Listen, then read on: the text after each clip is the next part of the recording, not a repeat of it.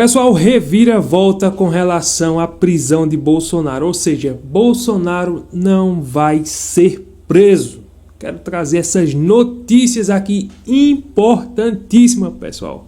Vejam só, tramaram, fizeram de tudo para colocar Bolsonaro na cadeia, mas houve uma reviravolta que dá a chance dele não ser preso, quem sabe até reverter a sua situação de inegibilidade e disputar as eleições de 2026.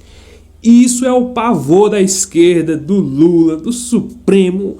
O Moraes está tremendo de raiva com essa decisão que pode mudar totalmente o quadro do país. Quero também trazer algumas notícias aqui porque o Flávio Dino está tramando contra o Bolsonaro. Vejam só, eles não param de perseguir o Bolsonaro. Já vem mais um inquérito querendo ressuscitar a Covid, aquela coisa toda, para incriminar o Bolsonaro. O Flávio Dino, vocês já sabem, é aquele comunista que, de fato, é um opositor e é um dos piores inimigos de Bolsonaro. Pessoal, também quero deixar aqui os comentários do jornalista Eduardo Ioneg da Band.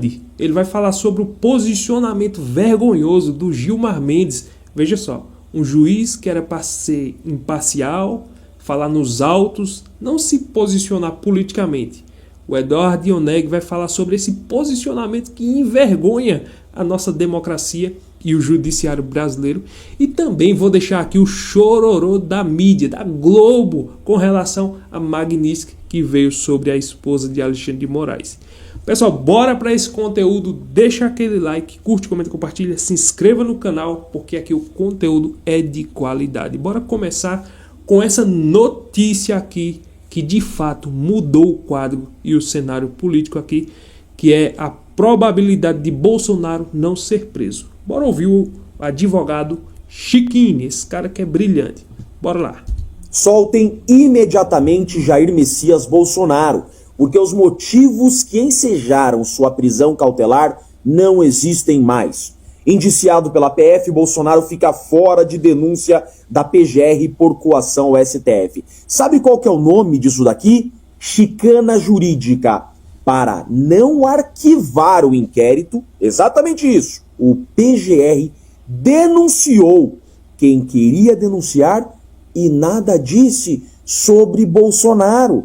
Não quis dar o braço a torcer e arquivar o inquérito contra Bolsonaro. Porém, isso daqui é um arquivamento tácito. Acaba de deixar claro que não há indícios de crime contra Jair Messias Bolsonaro, por isso não o denunciou. Só que isso daqui, juridicamente, processualmente falando, traz reflexos importantíssimos. Sabe por quê? Porque não há aqui fumus comissi delicti, que é um dos principais requisitos para a decretação de uma prisão preventiva contra alguém. Artigo 312 do Código de Processo Penal.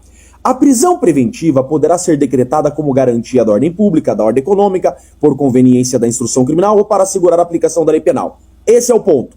Quando houver prova da existência do crime, nós chamamos isso de fumaça do cometimento do crime. Ou seja, se Bolsonaro não foi denunciado, significa que não mais existe aqui fumaça do cometimento do crime. Se ele não foi denunciado, significa que os motivos que deram causa à restrição da sua liberdade não existem mais. Sim, ele está com medida cautelar restritiva da liberdade nesse inquérito. Foi neste inquérito que Alexandre de Moraes decretou essa prisão domiciliar do Bolsonaro. Só que o artigo 282 do Código de Processo Penal diz no parágrafo 5º que o juiz poderá de ofício ou a pedido das partes revogar a medida cautelar quando verificar a falta de motivo para que subsista. E a principal falta de motivo para que subsista é esse oferecimento da denúncia sem Jair Messias Bolsonaro. Isso daqui é motivo para soltar Bolsonaro. Soltem Bolsonaro, porque o Código de Processo Penal manda. Esta denúncia sem Bolsonaro é motivo de soltura. Agora, o Código Penal manda soltar. A lei manda soltar, segundo o que o advogado está falando. Agora, nós perguntamos, fica a interrogação, será que os ministros, o Alexandre de Moraes, vai obedecer à lei ou vai fazer a sua lei, da sua cabeça, prevalecer? Porque está muito claro, nítido, que ele tem feito o que bem entende. Independente de lei, se a lei manda ou não, eles interpretam, segundo, né, os ministros são os intérpretes da Constituição, eles interpretam do jeito que eles querem, eles entendem do jeito que eles querem. Então, a lei manda soltar. Mas, e aí? Qual vai ser o entendimento deles? Já que já se acostumaram a passar por cima da lei. Vão soltar ou não vão soltar? E se eles não cumprir a lei, quem vai cobrar esses ministros para que cumpra essa lei? Deveria ser o Senado. Mas será que o Senado tem coragem de fazer uma cobrança? Será que a ordem dos advogados vai se pronunciar dizendo: ministro, o senhor não está cumprindo a lei, o senhor vai cumprir ou não? Acho muito difícil. Mas aqui está o advogado expondo de forma muito clara que, segundo a lei, conforme ele expôs aqui, o Bolsonaro tem que ser preso. Bora ver como é que vai se proceder daqui para frente, né? É neste inquérito que ele não foi denunciado que ele está preso domiciliarmente. Mas Jeffrey, ele está condenado. Não importa. Ele não está com prisão cautelar no processo da farsa da trama golpista, que ele foi condenado a 27 anos e ainda não transitou em julgado. Ou seja, ele está preso nesse inquérito que terminou e que ele não foi denunciado. No processo que ele foi condenado a 27 anos de prisão, ele não tem uma medida cautelar restritiva da liberdade. E lá, ele só poderá ser preso depois que transitar em julgado, só para prisão-pena, para cumprimento de pena, que é quando não couber mais recursos. Mas ainda cabem recursos, ele ainda está recorrendo daquela condenação e não tem medidas cautelares. Então, o único inquérito que está mantendo aquela prisão domiciliar é esse que terminou e que ele não foi processado. Ou seja, se somos uma democracia, como querem vender para o mundo, Bolsonaro deveria já ter sido colocado em liberdade. Sou professor de processo penal, leciono essa matéria. Estou dizendo, soltem Bolsonaro se somos uma democracia, porque o Código de Processo Penal manda que Bolsonaro seja solto imediatamente. Se somos uma democracia, faça o que a advogada está dizendo, solte o Bolsonaro. Mas é se somos uma democracia, tem essa questão, né? Se somos. Pelo que tudo mostra até agora, pelo que nós temos visto, o que tem acontecido aqui no Brasil, como nós podemos dizer então que somos uma democracia? Já que o PGR ele anda junto, de mãos dadas com Alexandre de Moraes. O que um decide, o outro aprova. O que um faz, o outro assina. Então, como acreditar, né? Então, o Bolsonaro já era para estar solto, mas ainda está preso. Ninguém diz nada, ninguém comunica e ninguém está nem aí. O fato é esse. Bora ver esse comentário aqui desse jornalista falando sobre essa decisão do Flávio Dino agora de ressuscitar, né? Ressuscitar, trazer de volta questões lá da Covid. Vão incriminar o Bolsonaro de todo jeito. Veja só, é como eu já tenho comentado aqui em outros vídeos. A perseguição não terminou. Condenaram o Bolsonaro a 27 anos, baseado em um factoide, em uma delação que mudou dezenas de vezes. Mas aí o Flávio Dino, insatisfeito com os 27 anos e 3 meses, quer colocar mais, quer incriminar ele com mais algumas outras coisas. E enquanto eles tiverem a oportunidade, eles vão procurar de tudo. Daqui a pouco eles vão trazer a baleia de volta, daqui a pouco eles trazem cartão de vacina, daqui a pouco é aquela arruaça que eles fazem, infelizmente. Escuta esse comentário aqui desse jornalista que é bem interessante com relação a essa perseguição a Bolsonaro. Flávio Dino mandou abrir mais um processo contra o Bolsonaro por causa do negócio da Covid. Olha um massacre. O Alexandre de Moraes mandou investigar o Tarcísio. Eu disse, aguardem, não vai levar uma semana. A esquerda, ela não quer nos contraditar. Ela quer nos aniquilar. O nome PEC da blindagem foi colocada pelo jornalismo brasileiro. Eu digo que é uma PEC anti-Alexandre de Moraes. Em condições normais de temperatura e pressão, eu votaria contra, porque eu não acho certo você blindar parlamentares. Mas na atual conjuntura, eu votaria a favor dessa PEC, sim, porque nós estamos enfrentando uma ditadura que tem um componente tirânico e até sádico. Não é a luta da direita contra a esquerda. É o bem contra o mal. Por que essa gritaria? A gritaria da imprensa esquerdista é porque ninguém da esquerda é condenado. Nenhuma emissora sai do ar, nenhum jornal é fechado, os blogueiros fazem o que querem, dizem o que querem, ainda vão tirar férias nos Estados Unidos. Então, pela Interessante esse comentário dele aqui. Antes de nós ver a choradeira do Valdo Cruz aqui, com relação a Magnífica na esposa do Moraes, vejam só, isso aí que ele falou. Eu sou contra, né, a falta de transparência dos parlamentares. Eu sou contra eles votar de forma que ninguém sabe qual foi o voto. Mas diante do estado de exceção que nós estamos vendo aqui e vivendo, os parlamentares estão se blindando, ou seja, porque não tem condição deles fazer um voto em que tomar decisões em que eles não podem falar nada, não podem se pronunciar. Os próprios deputados que, segundo a Constituição, têm o direito de falar porque representa o povo, eles não podem, porque os ministros fazem busca e apreensão, censura, cala, tudo isso. Sou contra esse negócio de ficar com falta de transparência. Mas aqui é como esse jornalista bem colocou, é uma lei contra Alexandre de Moraes.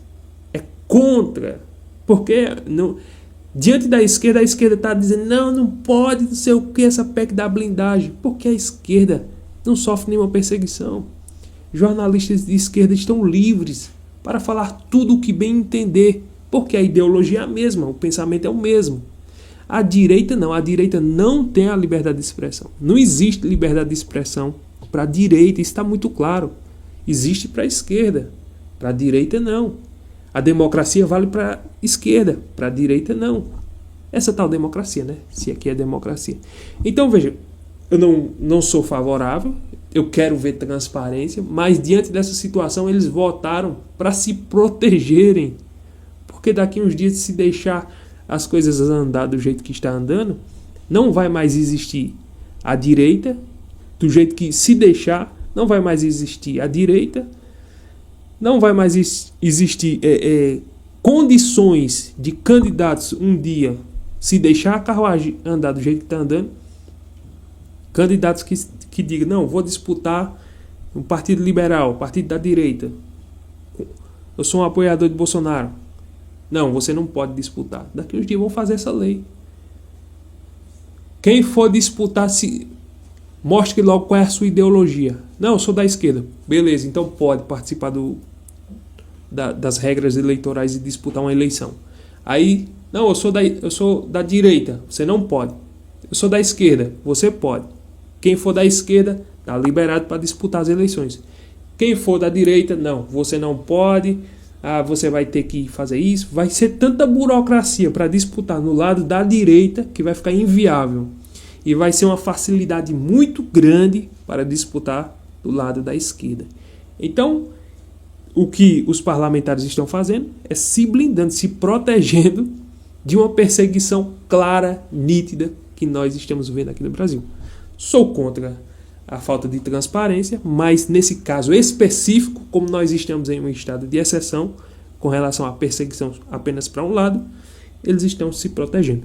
Olha o Valdo Cruz chorando por causa das sanções contra a esposa de Moraes. Lei Magnitsky. O que essa lei determina? Para início de conversa, é bom a gente destacar que essa lei foi criada para atingir, para investigar, para punir pessoas que praticam atos contra os direitos humanos. Como se o Moraes não tivesse praticado atos contra os direitos humanos, né, Valdo? De forma deliberada. Não é o caso do ministro Alexandre de Moraes, nem da sua mulher Viviane Barsi de Moraes. Mas, no entanto... O que é que eles ganham para proteger tanto assim uma pessoa? O que é que eles ganham? Um bônus a mais? Uma proteção? Claro, uma proteção, até porque suas redes são livres, falam o que querem. Eles têm a liberdade de expressão. Eles falam o que querem. É por isso que eles, né, se vendem dessa forma vergonhosa para proteger aí o ministro aí. Sabe que o ministro perseguiu, o Brasil inteiro sabe disso, mas eles protegem, eles estão com a mente cauterizada, então nem aí. Ali a democracia é Bolsonaro preso, a democracia é os golpistas, todo mundo preso, pegando 14, 16, 18 anos, 27 anos, 30, 50, 100 anos. Isso é democracia para eles. Sem anistia, isso é democracia para eles. O filho do ex-presidente Jair Bolsonaro fez toda uma campanha nos Estados Unidos para convencer de que Alexandre de Moraes estava fazendo uma perseguição política contra o seu pai, Jair Bolsonaro, atentando contra os direitos humanos do ex-presidente da República. E com isso acabou convencendo Donald Trump a aplicar sanções. Só que eles acharam que essas sanções não estavam totalmente atingindo o seu objetivo, que era preciso também colocar as sanções também contra familiares do ministro Alexandre de Moraes. Aí hoje sai essa sanção contra ela. A princípio, o que está valendo para o ministro Alexandre de Moraes é que ele está proibido de fazer transações no Brasil em dólar, fazer compras em sites em dólar e não pode visitar os Estados Unidos, está com visto cancelado, né? Então, são as sanções. O filho de Bolsonaro está querendo que essas sanções tenham um alcance maior. Quer até que transações feitas em reais de Alexandre de Moraes, agora também sendo aplicadas as mesmas sanções contra a mulher dele, até em reais que essas negociações não pudessem ser feitas. Ou seja, Colombo, é um passo à frente aí nessas sanções. No momento em que Lula está nos Estados Unidos, isso causa um maior constrangimento. Isso é um ponto importantíssimo, né, Valdir? Se ressaltar, nada é por acaso, tem vários simbolismos aí. Os eventuais bens do casal, o Alexandre de Moraes ou da esposa, ficam bloqueados, assim como qualquer empresa que esteja ligada a ela. Lembrando que o secretário de Tesouro americano, Scott Bessent, mencionou diretamente uma suposta caça às bruxas, tendo Bolsonaro como alvo por parte do ministro. Abre aspas para ele. Alexandre de Moraes assumiu para si o papel de juiz e júri em uma caça às bruxas ilegal contra cidadãos e empresas dos Estados Unidos e do Brasil, é responsável por campanha opressiva de censura, etc. e tal. Isso indica que podem vir novas sanções ao longo dessa semana? Vamos falar. Interessante, né? Antes do comentário do Eduardo Ioneg, que aqui é um jornalista de verdade, mas veja só, a defesa que o Valdo Cruz faz. Não, que Alexandre de Moraes não está agindo contra os direitos humanos. Essas sanções da Magnitsky é para pessoas que ultrapassam, que agem, né, com relação a direitos humanos, que infringem os direitos humanos. É inacreditável. Aí ele fala, veja só, ele faz a proteção do Moraes e culpa o Eduardo Bolsonaro. Ele tira a culpa de Moraes, ele blinda Moraes ali no programa ao vivo e no mesmo momento lança a culpa em Eduardo Bolsonaro, que foi para os Estados Unidos buscar sanções contra o Alexandre de Moraes e contra o Brasil, porque a narrativa que eles vendem é essa. Não só foi buscar contra o Moraes, né? Ele foi lutar contra o Brasil, contra a soberania do Brasil. E todos os dias, 24 horas, eles ficam nessa tecla. Eduardo Bolsonaro tramando contra o Brasil. É isso. O Colombo, né, que agora já foi da Band, já foi da CNN, estava na Jovem Pan e aí se passou agora para a Globo. Veja só. O que dizer da Globo, né? Não tem nem o que dizer. O que eles ganham? Eles ganham a proteção. Né? Ah, não, mas eles estão ali falando para o bem do povo, mostrando a realidade. Então não, eles estão induzindo as pessoas. Se é que tem pessoas que dão crédito, né? Mas tem pessoas que dão crédito ainda a essa emissora. Isso que é o fato e que é a verdade. Agora, escutam o que é um jornalismo, o que é um profissional, o que é uma pessoa independente, né? Que não fica alisando a cabeça do ministro e tal. Olha só essa colocação que ele faz sobre o Gilmar Mendes. Gilmar Mendes nunca se pronunciou com relação aos eventos da direita. Se a direita sai com a camisa verde e amarela para as ruas, os ministros não falam que aquilo é democracia, que aquilo ali o povo está se manifestando de forma pacífica. Não existe nota deles, não tem Twitter, não tem nada. Agora, a esquerda saiu para as ruas, para as manifestações, aí o Gilmar Mendes se posiciona, dizendo que é a democracia, dizendo que é contra a anistia. Ele já se posiciona dessa forma, já dizendo que é contra a anistia, que é contra as medidas. É inacreditável. Viu? Bora escutar esse jornalismo profissional, que é o Eduardo Ioneg, falando sobre esse assunto. Falar do Supremo Tribunal Federal? Duas perguntas sobre o STF, agora presta atenção porque elas são parecidas, podem até parecer repetidas. Primeira pergunta, você acha que um ministro do Supremo pode falar sobre tudo? Segunda pergunta, você acha que um ministro do Supremo deve falar sobre tudo? Pode, deve.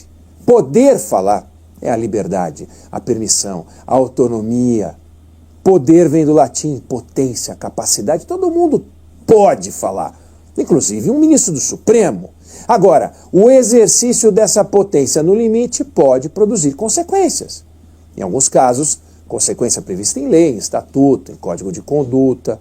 E para evitar um eventual julgamento legal ou moral, surge a ideia do dever. O aluno pode faltar à aula, mas não deve.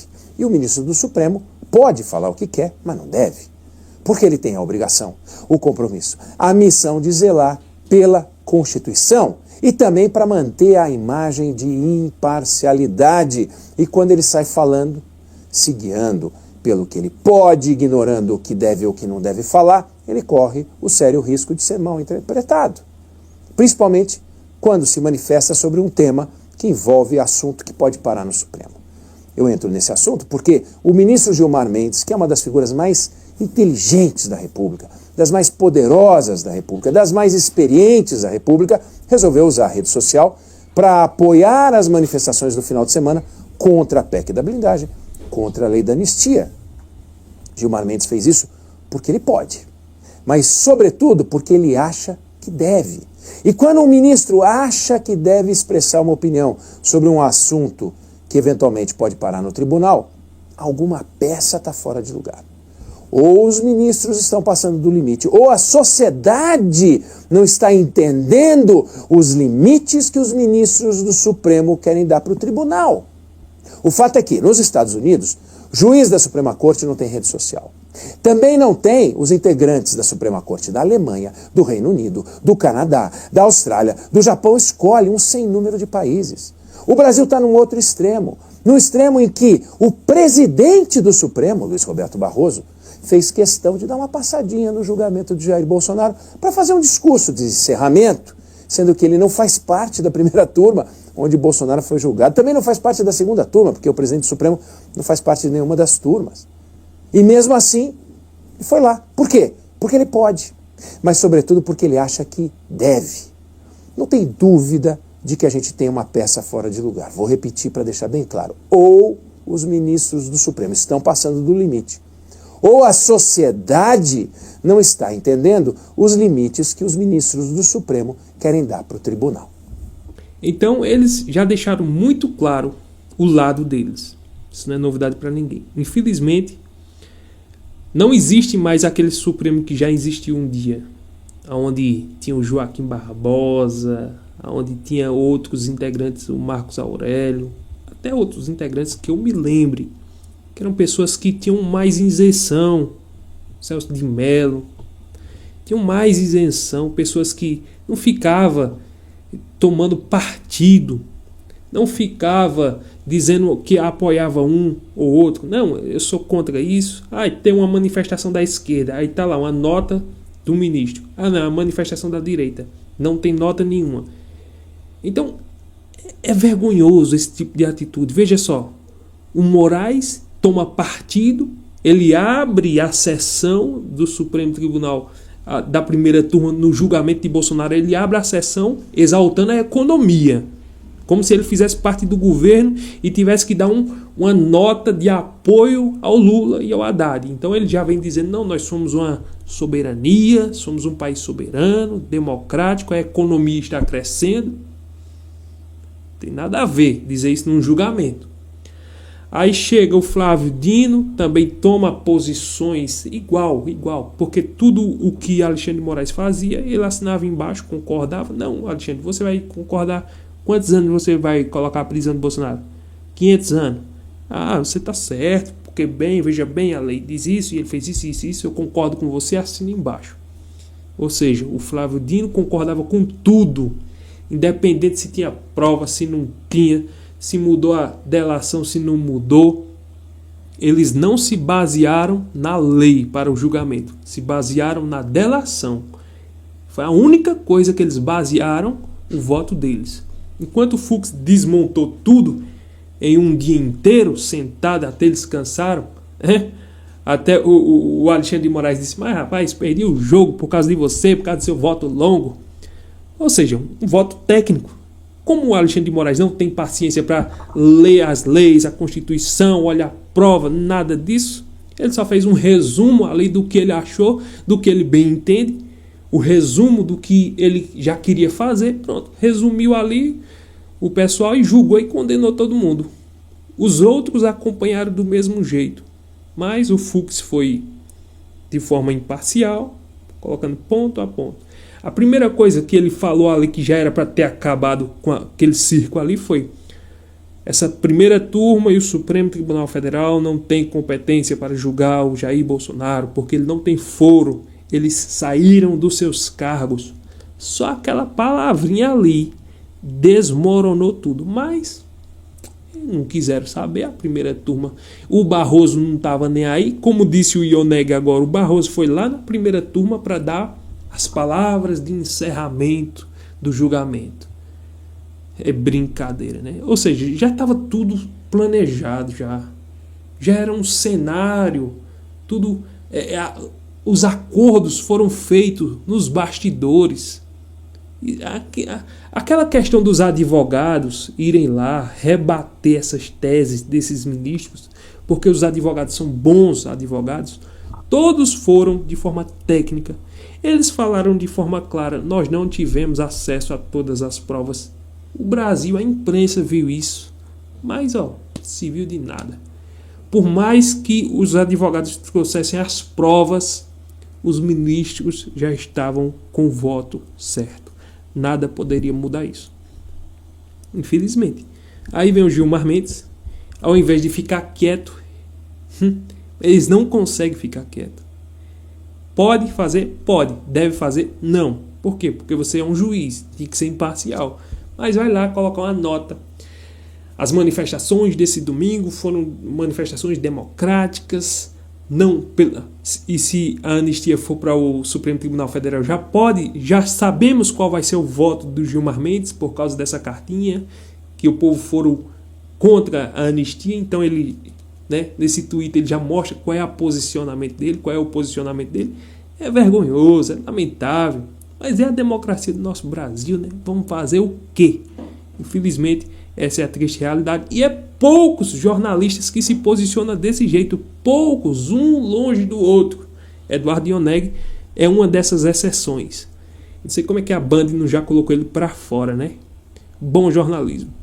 Pessoal, eram essas informações que eu queria trazer nesse vídeo. Deixa o like, curte, comenta, compartilha, se inscreva e até o próximo vídeo, se Deus permitir.